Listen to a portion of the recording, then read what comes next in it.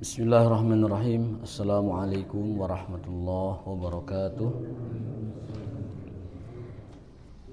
Innal hamdalillah wassalatu wassalamu ala Rasulillah wa ala alihi wa ashabihi wa man walah, amma ba'du.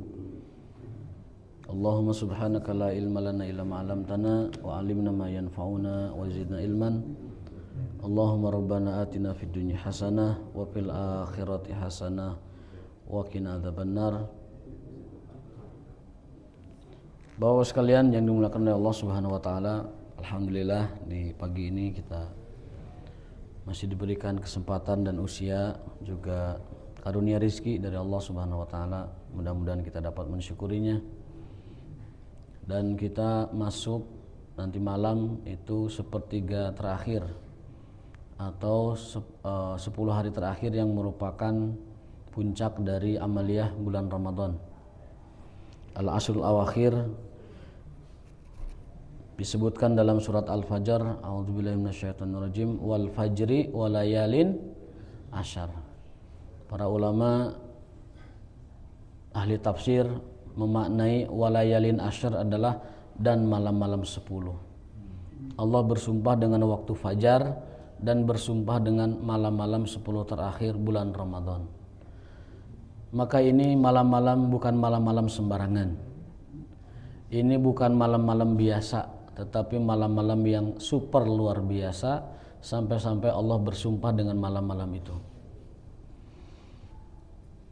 Kalau 20 hari Ramadan kemarin kita masih belum disiplin, masih kurang semangat, masih kurang bergairah dalam mengisi Ramadan, maka 10 hari terakhir ini adalah penyempurnanya. Dalam hadis Rasul bersabda, innamal a'malu bil khawatim, sesungguhnya amalan itu tergantung akhirnya. Innamal a'malu bil khawatim, tergantung akhirnya. Kalau di akhir Ramadan kita ini sukses, maka Ramadan kita sukses. Tapi kalau di akhirnya hancur, maka Ramadan kita tidak sukses. Dan orang yang paling celaka kata Rasulullah adalah orang yang masuk Ramadan lalu keluar dari Ramadan sementara tidak menghasilkan apa-apa atau tidak diampuni dosa-dosanya. Kita niatkan dari sekarang 10 hari terakhir nanti kita isi dengan penuh semangat. Bahkan dalam hadis Rasul bersabda, kalau sudah masuk 10 terakhir beliau mengencangkan sarungnya, dikuatkan, artinya ditambah semangatnya. Sing-singkan lengan baju, kemudian kuatkan sarung dan bangunkan keluarga. Wa aiqadha ahlahu. Itu petunjuk Nabi terkait dengan 10 akhir Ramadan. Sarungnya dikencengin dan keluarga dibangunin supaya mengisi Ramadan dengan baik. Masih ada kesempatan 10 terakhir ini. Hari ini kita akan melanjutkan kajian tafsir kita surat Al-Jumu'ah. Surat Al-Jumu'ah, kemarin surat As-Saff telah selesai dan kita masuk ke surat Al-Jumu'ah tentang hari Jumat, ya. Tentang hari Jumat. Surat Al-Jumu'ah itu turun asbabun nuzulnya karena sahabat mulia Salman Al-Farisi. Itu beliau adalah penyebab turun surat Al-Jumu'ah. Di ayat pertama Allah Subhanahu wa taala menegaskan dirinya bahwa Dia adalah yang maha suci. Yusabbihu lahu ma fis samawati wal ard wa huwal azizul hakim. Allah menegaskan bahwa dirinya adalah maha suci dari kekurangan, maha suci dari kebutuhan, maha suci dari anggapan orang-orang musyrik, maha suci dari anggapan orang-orang kafir, maha suci dari segala macam kekurangan, dari segala macam aib, dari segala macam yang sifatnya lemah. Allah menegaskan dirinya adalah maha suci. Dalam sebuah hadis Rasulullah SAW bersabda, "Lau anna awwalakum wa akhirakum wa insakum wa jinnakum kanu ala atqa qalbi rajulin wahidin minkum ma zada dzalika min mulki syai'a."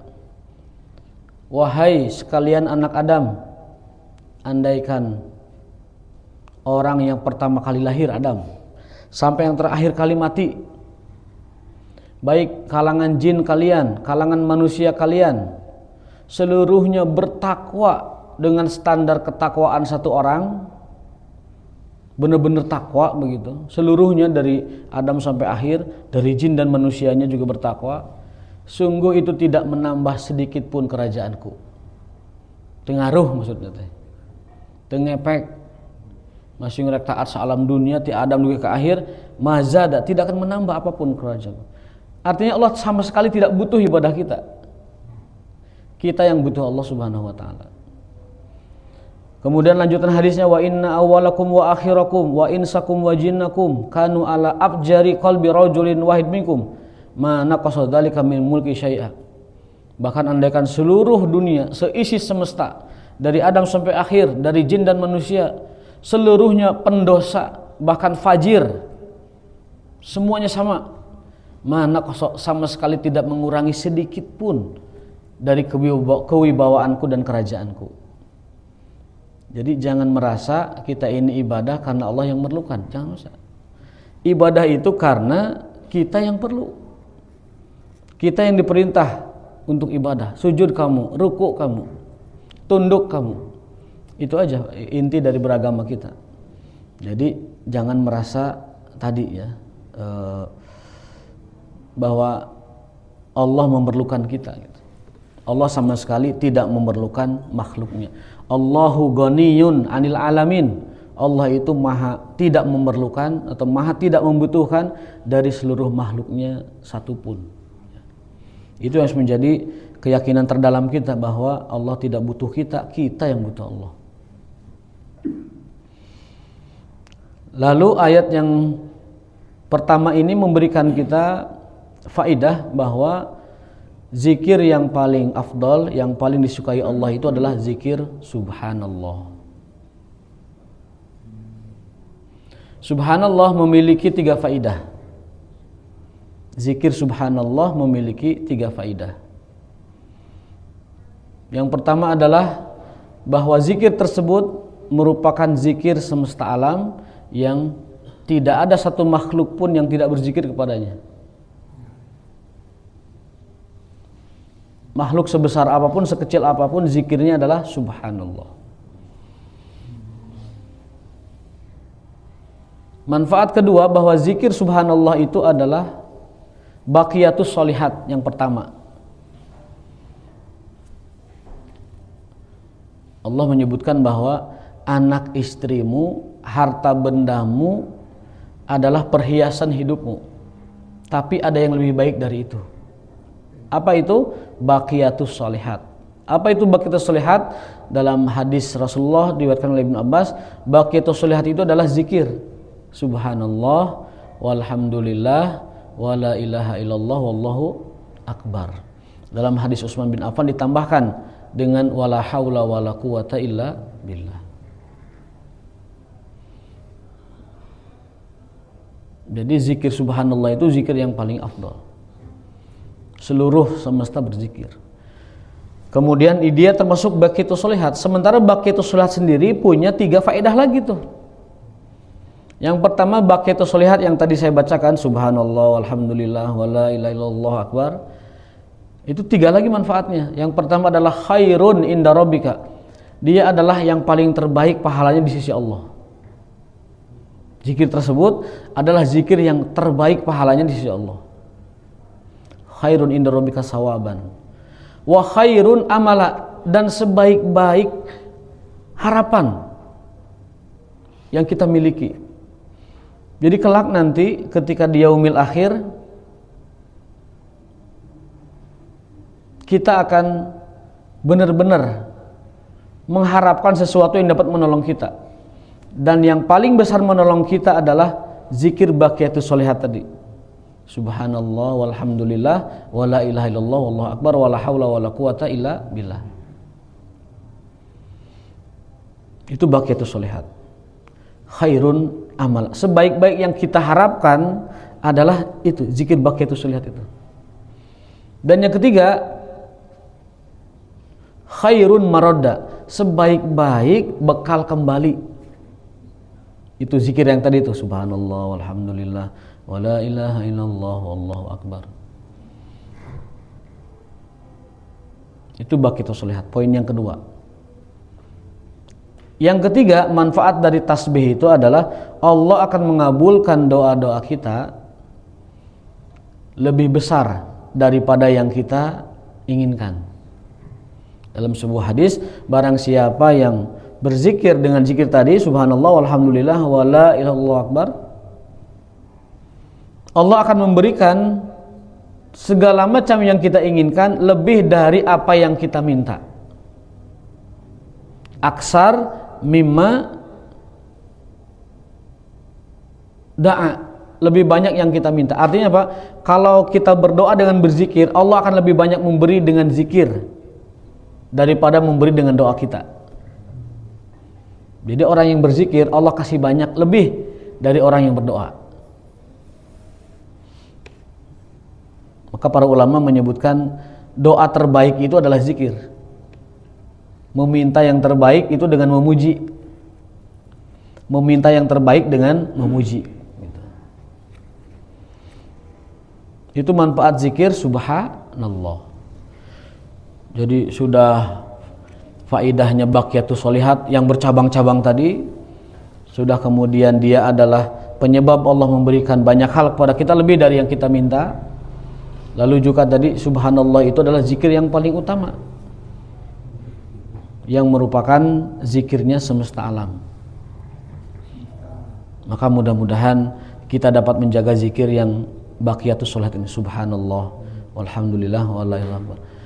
Apalagi kalau ditambah yang lain, contoh subhanallah wa bihamdihi. Kata Rasulullah SAW, barang siapa yang membaca subhanallah wa bihamdi 100 kali, maka Allah akan ampuni dosanya meskipun seisi buih di lautan. Subhanallah wa bihamdi. Sederhana kan? Subhanallah wa bihamdi, subhanallah wa bihamdi, subhanallah. Dan Allah akan memberikan keafdolan atau keafdoliahan kepada orang tersebut, serta tidak ada yang dapat melebihi keafdolan orang tersebut kecuali kalau orang lain baca lebih banyak dari dia. Orang yang membaca subhanallah walhamdulillah, subhanallah wa bihamdi, dia adalah orang yang paling utama dan ibadah yang terbesar. Tidak ada yang mengalahkan ibadahnya kecuali kalau ada orang baca lebih banyak dari dia. Subhanallah wa bihamdi, itu kita menjadi orang yang paling afdol di antara yang lain. Tidak ada yang mengalahkan kita kecuali kalau ada orang lain zikirnya lebih banyak dari kita, zikir subhanallah wa bihamdinya.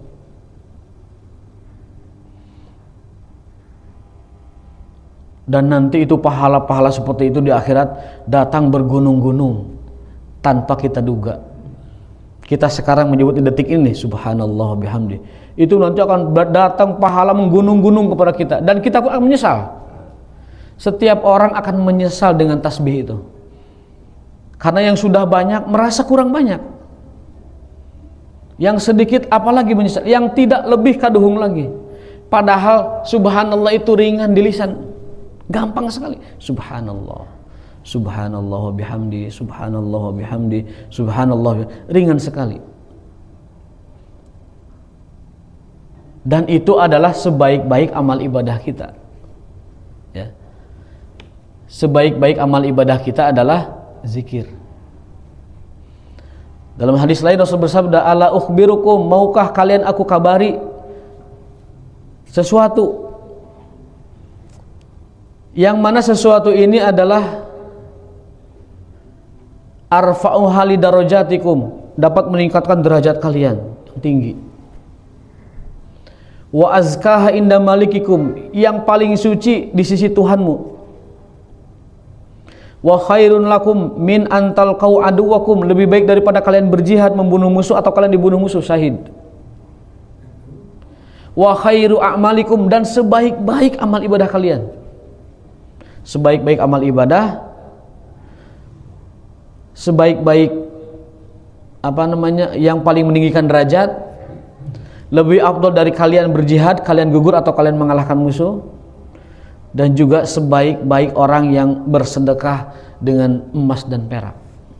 Sahabat riuh menjawab, bala ya Rasulullah, kami ingin tahu ya Rasulullah, tolong kasih tahu kami. Kata Rasulullah, zikrullah, zikir kepada Allah. Jadi zikir ini amalan yang paling dahsyat, yang paling luar biasa, yang paling afdal, yang paling besarnya amalan kita adalah zikrullah. Dan sholat juga isinya zikir semua. Sholat zikir semua. Zikir semua. Sholat itu zikir semua. Jadi kasarnya mah kita itu diciptakan di dunia sebenarnya untuk itu, untuk terus-terusan berzikir. Subhanallah terutama. Bahkan subhanallah itu kata para ulama berasal dari kata sabaha, seperti orang yang berenang. Kalau dia tidak berenang, dia tenggelam. Kalau manusia tidak bertasbih, dia tenggelam sebenarnya. Semesta ini kalau berhenti bertasbih, tenggelam semesta ini. Dari kata sabaha, subhana dari kata sabaha, berenang. Nah, sifatnya orang berenang kalau dia tidak bergerak bagaimana? Tenggelam gitu. Maka dunia semesta ini pun kalau dia berhenti bertasbih akan tenggelam. Kiamat itu adalah definisi bahwa semesta berhenti bertasbih. Itu dikiamatkan oleh Allah Subhanahu wa taala. Tentu dengan perintahnya ya. Tentu dengan perintahnya. Itu ayat pertama dari surat Al-Jumu'ah. Maka ini menjadi motivasi jangan sampai kita lemah dalam berzikir. Karena zikir itu ringan. Mau tasbih pakai tasbih silakan, mau tidak pakai tasbih silakan. Yang penting terus-terusan subhanallah wa bihamdi subhanallahil azim, atau yang paling ringan subhanallah walhamdulillah wala ilaha illallah allahu akbar wala haula wala quwata illa billah. Kalau itu juga tidak sempat, ya udah subhanallah saja, subhanallah subhanallah subhanallah dan seterusnya ya. Subhanallah aja. Kalau kita misalkan capek, malas dan sebagainya, itu subhanallah. Kalau lebih semangat lagi tambahin subhanallah wa bihamdi. Lebih semangat lagi subhanallah walhamdulillah wala ilaha illallah wallahu akbar wala haula wala quwata illa billah. Jadi subhanallah lebih baik daripada la ilaha illallah. Tidak begitu, itu memahaminya tidak begitu. Tidak begitu. Jadi jangan mempertentangkan antara satu dalil dengan dalil lain, tidak begitu. Ketika disebutkan fa'lam annahu afdalul dzikri fa'lam annahu la ilaha illallah, maka la ilaha illallah adalah zikir yang paling utama di dalam hal tauhid. Lalu kemudian ada keterangan lain bahwa zikir yang paling afdal itu adalah tasbih karena dia zikir semesta alam. Maka tidak berarti la ilaha dengan subhanallah itu dipertentangkan afdal mana, tidak. Karena dua-duanya adalah zikir yang afdal. Contoh lain, zikir di waktu fajar sebelum subuh yang paling afdolnya adalah istighfar. Wabil ashari hum yastaghfirun wal mustaghfirina bil ashar. Ada dua ayat tuh yang menyatakan bahwa zikir paling afdol adalah istighfar di kala subuh sebelum azan. Tetapi ada dalil lain dari ayat wa Qur'anal fajri inna Qur'anal fajri kana masyhuda. Dan bacalah Quran di waktu fajar, karena baca Quran di waktu fajar dipersaksikan Allah Subhanahu wa taala. Nah, gimana dong kita menggabungkan dua ini? Zikir yang ditekankan adalah istighfar sewaktu fajar, tapi yang keterangan lain kita baca Quran malah disuruhnya. Nah, jangan dipertentangkan. Baca Qurannya, setelah baca Quran banyakin istighfarnya. Gitu. Seperti tadi baqiyatus sholihat dibaca semuanya. Subhanallah walhamdulillah wala ilaha illallah wallahu akbar wala haula wala quwata illa billah. Masuk semua itu. Ya. Jadi demikian ya. Soalnya kalau kita memahami dalil per dalil dengan cara begitu, akhirnya kita hanya membanding-bandingkan saja. Saya istighfarnya pakai Robbik firli wa tub alayya atau astagfirullahalazim ya. Dua-duanya pakai. Tidak dibanding-bandingkan pakai yang ini, karena kadang-kadang Rasul menganjurkannya sayyidul istighfar, kadang-kadang Rasul mengajarkannya astagfirullah, kadang-kadang Rasul mengajarkannya astagfirullahalazim, kadang-kadang Rasul mengajarkan lengkap astagfirullahalazim alladzi la ilaha illallahul hayyul qayyum wa atubu ilaihi. Masing-masing ke lafaz itu berbeda tempat dan penggunaannya, dan masing-masing semuanya afdal. Contoh, Sayyidul Istighfar. Kapan dianjurkannya? Sekali waktu pagi, sekali waktu malam. Dan barang siapa yang meninggal di waktu itu, misalkan siang hari, kita baca sekali pagi hari Sayyidul Istighfar, lalu meninggal di siang itu, Rasul menjamin 2 kali bahwa kita termasuk ahli surga. Yang pertama, dakhalal jannah, aku jamin surga. Yang kedua, kana min ahlil jannah, dia termasuk ahli surga. 2 kali jamin Rasul. Lalu yang membaca Sayyidul Istighfar setelah maghrib, berarti malam, meninggal malam harinya, Rasul juga menjamin dakhalal jannah au kana min ahlil jannah, dia pasti masuk surga dan dia pasti menjadi ahli surga. Berarti Sayyidul Istighfar dibacanya sekali pagi sekali sore. Tidak menafikan istighfar yang biasa kita baca, ini mah nggak usah dibaca, enggak, itu pun dibaca, tetapi waktunya kita bedakan, bukan di pagi hari, tapi bisa jadi sebelum itu, bisa jadi setelah itu gitu. Lalu astagfirullah yang tanpa al-azim, kapan dibacanya? Dibacanya Rasul anjurkan setelah sholat langsung. Assalamualaikum warahmatullah, assalamualaikum warahmatullah, astagfirullah, astagfirullah, astagfirullah, tanpa al-azim. Setelah sholat itu tanpa al-azim. Nah, setelah la ilaha illallah syarika lahul mulku wa lahul syai'un qadir, baru istighfar yang lengkapnya. Astagfirullahalazim alladzi la ilaha illahu hayyul qayyum wa atubu ilaih. Nah gitu. Jadi masing-masing lapas-lapas itu ada keutamaannya, dibaca kapan-kapannya. Tapi semuanya afdol, semuanya lebih baik, adalah semuanya afdol dan semuanya lebih baik. Gitu. Kapan Rabbighfirli wa tub alayya innaka tawwabur rahim? Dibacanya ketika duduk. Dalam sebuah hadis, aku menghitung istighfarnya Rasul yang kayak tadi, Rabbighfirli wa tub alayya innaka antat tawwabur rahim. Dalam sekali duduk majlis, beliau itu 100 kali membaca Rabbighfirli wa tub alayya teh. Ya, jadi alangkah baiknya kalau kita tahu semua keterangan itu dan tahu waktu penggunaan afdolnya, sehingga kita bisa milih pagi istighfarnya apa, siang istighfarnya bagaimana, setelah sholat seperti itu. Jadi jangan bingung, ibaratnya mah jangan bingung, jangan merasa terkecoh. Ini banyak sekali keterangan-keterangan, yang ini keterangannya afdhol zikri la ilaha illallah, yang ini keterangannya afdhol zikir adalah subhanallah, afdhol doa alhamdulillah, sebaik-baik doa adalah alhamdulillah. Dalam hadis sebaik-baik zikir adalah subhanallah, dan sebaik-baik doa adalah alhamdulillah. Daripada pusing baca dua-duanya, subhanallah alhamdulillah, subhanallah alhamdulillah, kan begitu. Jadi tidak fokus kepada keterangannya, tapi baca semuanya.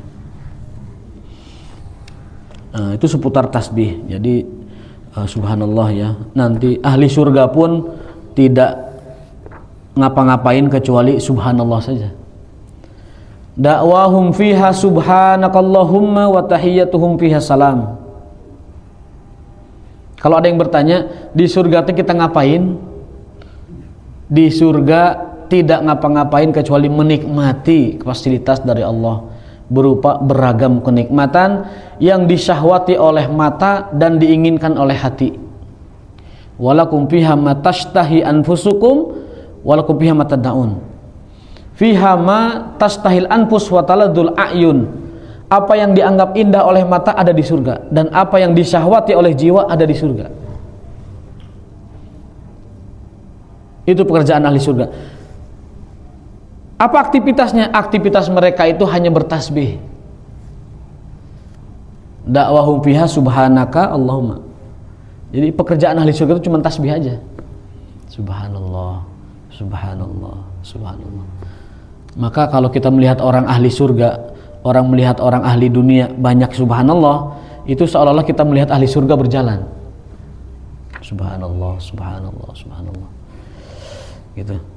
Di surga moal aya di adan, Mas Rosadi Kang Rana pensiun. Moal aya adan, Mas Ridwan ge moal aya adan. Teu aya salat, teu aya adan, teu aya puasa. Tadi surga teu aya puasa, alhamdulillah. Jadi moal puasa dia di surga mah. Di dieu we dunia wayahna ieu mah.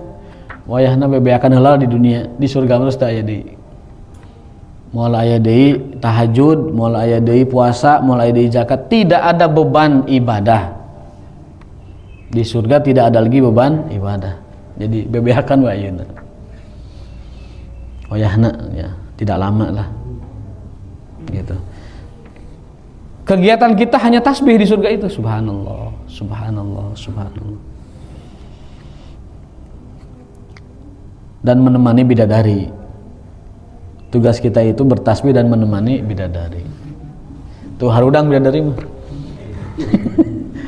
Ku bidadari mah harudang ya. Garugah, tangi. Nah. Itu ayat pertama dari surat Al-Jumu'ah tentang keutamaan bertasbih. Ya, bahwa segala sesuatu langit dan bumi bertasbih kepada Allah Subhanahu wa taala. Wah, pokoknya kalau kita tahu dan betul-betul mendalami faidah dari subhanallah, kita tidak akan pernah mau meninggalkannya. Ya. Ayat yang kedua, A'udzubillahi minasyaitonir rajim. Huwallazi ba'atsa fil ummiyina rasulan minhum yatlu 'alaihim ayatihi wa yuzakkihim wa yu'allimuhumul kitaba wal hikmah wa in kanu min qablu lafi dhalalim mubin. Ayat ini memberikan kita pengetahuan bahwa tujuan agama itu ada 3. Ya. Syariat diturunkan, agama diturunkan bertujuan untuk 3 hal. Atau para rasul diutus tujuannya adalah 3 hal. Yang pertama adalah yatlu alaihim ayati, membacakan, menyampaikan kalamullah, menyampaikan kitab suci Al-Quran. Yang kedua adalah wa yuzakkihim, mentazkiyatun nafs manusia, mensucikan hati manusia. Yang ketiga adalah wa yu'allimuhumul kitaba dan mengajarkan hikmah ataupun syariat. Jadi kalau kita boleh simpulkan dari ayat ini, tujuan agama Islam itu 3. 1 akidah, iman ya. Yang kedua itu ibadah. Yang ketiga itu adalah apa? Muamalah. Muamalah. Bukan muamalah bank muamalat, bukan ya. Muamalah artinya interaksi sama manusia. Kita boleh menyebutnya akhlak, boleh menyebutnya suluk, boleh menyebutnya akhlak, atau boleh menyebutnya lain-lain, tasawuf atau lain-lain. Jadi agama kita ini diturunkan oleh Allah kepada para rasul.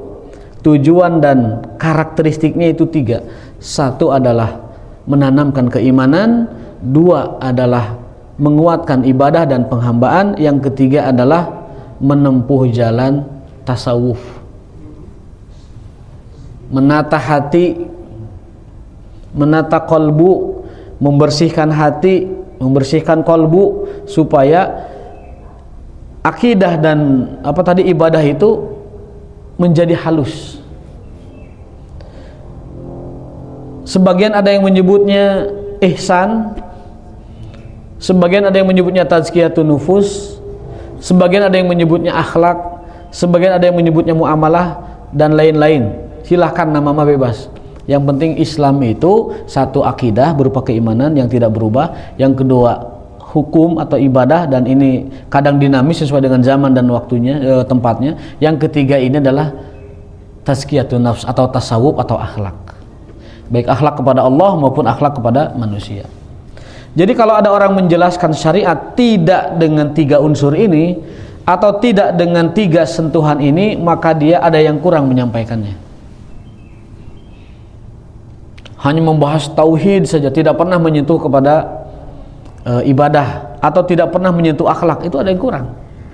Atau hanya ngebahas akhlak saja, tidak menyentuh tauhid, itu juga kurang banget. Atau ibadah saja tanpa akhlak, tanpa tauhid, garing banget. Kalau orang hanya fokus ibadah tanpa akhlak, tanpa tauhid, garing pasti. Kalau hanya orang bertauhid saja tanpa ibadah, tanpa akhlak, itu juga hanya fanatisme yang muncul. Kalau akhlak saja tanpa tauhid, tanpa ibadah, bisa-bisa dia menjadi moralis tetapi tidak bertauhid. Nah, Islam harus lengkap. Tauhid oke, ibadah oke, tasawuf oke. Dan harus berimbang. Harus berimbang. Tidaklah syariat Allah turunkan ke muka bumi kecuali untuk menguatkan akidah, menguatkan ibadah, dan menguatkan tasawuf atau tazkiyatun nufus atau ihsan dalam bahasa hadisnya. Dan itu saling berkaitan, ya, saling berkaitan.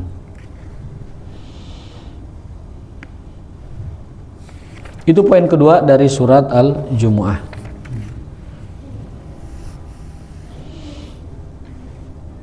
Poin ketiga,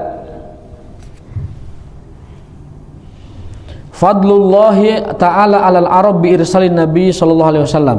Nah, poin ketiga itu Allah memang memberikan keutamaan kepada bangsa Arab. Dalam lafaz ayat tadi, huwallazi ba'asa fil ummiyina rasulan minhum. Minhum itu bangsa Arab. Allah pilihkan dari bangsa Arab seorang putra dari mereka, yaitu Muhammad sallallahu alaihi wasallam. Jadi Allah pilihkan dari umat manusia itu bangsa Arab. Lalu Allah pilihkan dari bangsa Arab itu suku Quraisy. Lalu Allah pilihkan dari suku Quraisy itu adalah klan Bani Muthalib, Bani Hashim. Lalu Allah pilihkan dari klan Bani Hashim, Bani Muthalib seorang ayah namanya Abdullah. Lalu Allah pilihkan dari Abdullah ini seorang putra namanya Muhammad sallallahu alaihi wasallam. Jadi ayat yang kedua ini sekaligus merupakan tanda bahwa Allah memang memuliakan bangsa Arab dengan diutusnya Rasul dari kalangan mereka. Jadi jangan percaya kalau ada Rasul yang berasal dari suku non-Arab. Sebagian ada yang pernah mengatakan dari Pakistan, dari India, bahkan dari Indonesia melalui loba Nabi palsu nanti. Lebih banyak, balatak di orang, dan ada aja pengikutnya itu. Dari mulai siapa itu Musodek, ya. Siapa? Bogor, kemudian Madrais, kemudian siapa itu Lia Edin, kemudian lain sebagainya. Jadi di kita itu banyak yang mengaku Nabi Rasul. Padahal Allah menyatakan bahwa Rasul itu dari kalangan bangsa Arab dan Allah sudah pilihkan, ya. Jadi tidak boleh ada sentimen anti Arab, ya, mengolok-olok orang Arab. Politisi kita ini kebiasaan latah. Kadang kalau ada sesuatu yang negatif itu yang diserang itu adalah bangsanya, ya. Mengolok-olok bangsa Arab nggak boleh, karena bangsa Arab itu Allah pilih menjadi tempat tumbuhnya risalah, yaitu kenabian Nabi alaihi salatu wassalam, ya. Dikit-dikit nyebutnya teh, wah tahu suruh pulang aja ke Arab. Dikit-dikit Arab mengacaukan, dikit-dikit akan saya basmi orang Arab. Jangan, nggak boleh. Tidak boleh ada sentimen anti Arab, karena Allah pilih bangsa Arab sebagai tempat di mana Rasul dan risalahnya diletakkan. Tapi dalam Al-Quran juga kan orang Arab itu bangsa yang bagaimana? Di Al-Quran dimuliakan bangsa Arab, tetapi tidak boleh menjadi kesombongan bagi orang Arabnya. Karena hakikatnya dalam derajat dan dalam kedudukan tidak ada keutamaan Arab atau yang lainnya. Ketika Haji Wada, Rasul berpidato, pidato terakhir sebelum beliau wafat. Ketahuilah wahai sekalian manusia, la fadla li arabiyyin ala ajamiyin. Tidak ada keutamaan kelebihan apapun orang Arab dari orang non-Arab. Wala abyad alal aswad, tidak juga orang putih terhadap orang hitam. Tidak juga bangsa lain kepada satu bangsa yang lain, illa bittaqwa, kecuali dengan ketakwaan. Itu menegaskan firman Allah Ta'ala, inna akramakum indallahi atqakum. Jadi tidak ada, sama sekali tidak ada kelebihan satu suku dari suku lain, atau satu kulit dari kulit lain, satu ras dari ras lain. Semuanya sama, hanya ketakwaan yang membuat mereka terhormat di sisi Allah Subhanahu wa Ta'ala. Tetapi sebagai suku Arab yang Allah pilih Rasul lahir di situ, itu keutamaan, ya. Sebagai satu suku yang mana Rasul berasal dari suku itu keutamaan tersendiri, tidak sama dengan suku-suku yang lain. Poin ketiga, mudah-mudahan kita bisa menamakan Al-Jumu'ah, ya, sehingga surat berikutnya kita kaji lagi di setelah Lebaran. Kalau nggak hari ini, hari besok kita terakhir ngaji. Masuk Ashul Awakhir, kegiatan amaliyah Ramadan masing-masing. Barangkali ada yang belum beres menghatamkan, dihatamkan di 10 terakhir ini. Barangkali ada yang belum beres targetnya, dibereskan targetnya di pekan depan sebelum masuk Idul Fitri. Poin ketiga adalah tadyi'u Bani Israil al-amanah, wa hubbuhum lidunya wa karahiyatuhum lil maut. Nah, karakter Bani Israel itu adalah hubbud dunya wa karahiyatul maut. Bangsa yang paling cinta dunia dan yang paling membenci kematian. Dalam ayat Allah berfirman tentang mereka, a'udzubillahi minasyaitonir rajim. Qul ya ayyuhalladzina hadu in za'amtum annakum awliya'u lillah min dunin nas fatamannawul mauta in kuntum shadiqin wala yatamannawnahu abadan bima qaddamat aydihim wallahu alimun bizzalimin. Nah, ini yatamannawnal maut. Orang-orang Yahudi itu anti banget yang kayak begitu. La yatamannawnahu, bangsa yang paling membenci kematian itu bangsa Yahudi. Dan paling mencintai dunia. Sebenarnya dalam Islam itu cinta dunia itu boleh, tapi cinta dunia untuk kebaikan. Kalau saya memiliki dunia, saya bisa bersedekah lebih banyak. Kalau saya mengejar dunia, saya bisa beramal soleh lebih banyak, bisa menolong lebih banyak. Nah, di situ cinta dunia menjadi mulia. Tapi kalau cinta dunia bukan dalam rangka itu, maka cinta dunia menjadi tercela. Ayah ayam berkokok, mau sahur kenehnya.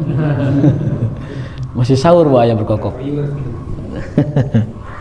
Biasanya ayam berkokok itu waktu sahur kan, tapi ini udah sahur, berarti kesiangan itu ayamnya itu. Ayamnya bangun kesiangan. Nah, jadi sekali lagi Bani Israel itu hancur karena dia hubbud dunya dan karahiyatul maut, terlalu mencintai dunia dan takut atau benci dengan kematian. Itu penyebab hancurnya Bani Israel. Namun kita katakan bahwa mencintai dunia dalam batas tertentu boleh, asalkan tujuannya untuk kebaikan. Saya harus kaya biar saya bisa bantu orang lemah. Saya harus kaya biar saya bisa bersedekah. Saya harus kaya biar bisa bantu umat Islam. Saya harus kaya biar bisa membantu dakwah. Nah, itu cinta dunia yang diperkenankan. Tapi kalau tidak dengan tujuan itu, cinta dunia adalah sebuah kehancuran. Innamal hayatud dunya laibun walahun waladarul akhiratu khairun. Sesungguhnya kehidupan dunia adalah hanya main-main dan senda gurau, dan kehidupan sesungguhnya adalah nanti di akhirat. Wa in darul akhirahil hayawan law kanu ya'lamun, andai mereka mau berpikir. Ya. Jadi jangan apatis kepada dunia kalau itu diniatkan untuk kebaikan. Yang keliru dan yang salah itu apabila kita cinta dunia tetapi untuk keburukan, hanya untuk bersenang-senang saja, tetapi bukan untuk berdakwah. Yang pertama, yang kedua, karakter Bani Israel yang diabadikan dalam surat Al-Jumu'ah itu adalah mengkhianati amanah. Apa amanah terbesar mereka? Kitab suci Taurat. Dalam ayat disebutkan, masalul ladzina humilut taurata summa lam yahmiluha kamasalil himari yahmilu asfara. Bi'sa masalul qaumil ladzina kadzdzabu biayatina wallahu la yahdil qaumadz dzalimin. Allah serupakan mereka itu seperti himar. Kenapa? Himar itu walaupun dia ngangkut buku, teu paham geusina. Himar ngangkut apapun nggak ngerti yang dibawanya. Maka orang yang mengerti ilmu, mengerti kitab, tapi tidak ngapa-ngapain dengan kitab itu, dia termasuk seperti himar, ngerti dan tidak paham apa-apa. Nah, bangsa Yahudi, Allah ceritakan di ayat ini, perumpamaan orang yang dikaruniai sebuah kitab bernama Taurat, tapi dia tidak memikulnya dengan amanah, maka permisalan mereka adalah seperti himar atau keledai. Orang yang bawa ilmu, tapi dengan ilmunya dia seperti orang Yahudi membawa Taurat, maka itu sama perumpamaannya seperti himar, keledai. Ada ulama ilmunya banyak, tetapi dia malah menjadi membantu kemaksiatan tanpa dia sadari, menjadi stempel kemungkaran yang dipesan oleh tuannya. Ya, kita dulu sering menjelaskan kisah Bal'am bin Ba'ura kan. Dia seorang yang ahli karomah, seorang ulama dari kalangan Bani Israel, sampai saking sakti dan karomahnya ini orang bisa melihat aras di sana. Dan doanya sangat diijabah. Tidak ada yang mengalahkan orang ini karomahnya. selain Nabi Musa waktu itu. Tetapi dia tergiur oleh dunia, menerima apa bahasa kita sekarang ya, apa gratifikasi atau upeti dari raja Kan'an waktu itu. Setelah mendapatkan seperti itu, berubah haluan 180 derajat. Malah dia bersekongkol dengan raja untuk mengalahkan dan menghancurkan Nabi Musa. Walaupun akhirnya dia tidak dapat mengalahkan Nabi Musa. Lihat bagaimana dunia bisa menggelapkan mata seorang Bal'am bin Ba'ura, sampai Rasul disuruh secara khusus oleh Allah untuk menceritakan ini kepada umatnya. Watlu alim, wahai Muhammad, ceritakan kisah ini pada umatmu biar jadi pelajaran. Watlu alim naba alladzi atainahu ayatina fansalahum syaitan fakan lakum. Wahai Muhammad, ceritakan pada umatmu tentang seseorang yang diberikan Allah karunia besar berupa karomah, berupa ilmu, berupa kedudukan yang tinggi, yang mulia. Fa'at bahu syaitan, tapi dia malah mengikuti atba syaitan, dan wattaba hawa, mengikuti hawa nafsunya. Fakan, maka dia termasuk orang yang gawin, tergelincir. Nah, kita jangan sampai menjadi seperti Bal'am yang diceritakan oleh Nabi berdasarkan perintah Allah ceritanya. Jangan juga jadi Bani Israel yang kita punya ilmu banyak tetapi hanya seperti himar, mangku kitab tapi himar tidak paham isinya. Orang membawa Al-Quran, membawa ilmu tapi tidak memahaminya. Itulah pentingnya kita belajar itu faham. Ilmu adalah paham, memahami adalah mengilmui. Jadi kalau tolabul ilmi itu hakikatnya tolabul paham. Tolabul ilmi itu tolabul paham. Mudah-mudahan Allah SWT memberikan kita kepahaman yang banyak dalam agama kita, memberikan ilmu yang banyak supaya kita terbimbing dalam hidayah, terbimbing dalam kebaikan, dan mudah-mudahan Allah Ta'ala menghimpun kita nanti di surganya. Amin ya rabbal alamin. Hadanallahu wa iyyakum ajmain. Mohon maaf jika ada kekurangan dan salah-salah kata dan lain sebagainya. Manusia adalah tempatnya salah dan sebaik-baik orang salah adalah meminta maaf. Mohon maaf atas segala kekurangannya. Mudah-mudahan kita dapat berjumpa kembali di channel dan gelombang yang sama ba'da lebaran. Wa jazakumullahu syukran wa jazakumullahu khairan. Subhanakallahumma wa bihamdika asyhadu an la ilaha illa anta astaghfiruka wa atubu ilaik. Wassalamualaikum warahmatullahi wabarakatuh.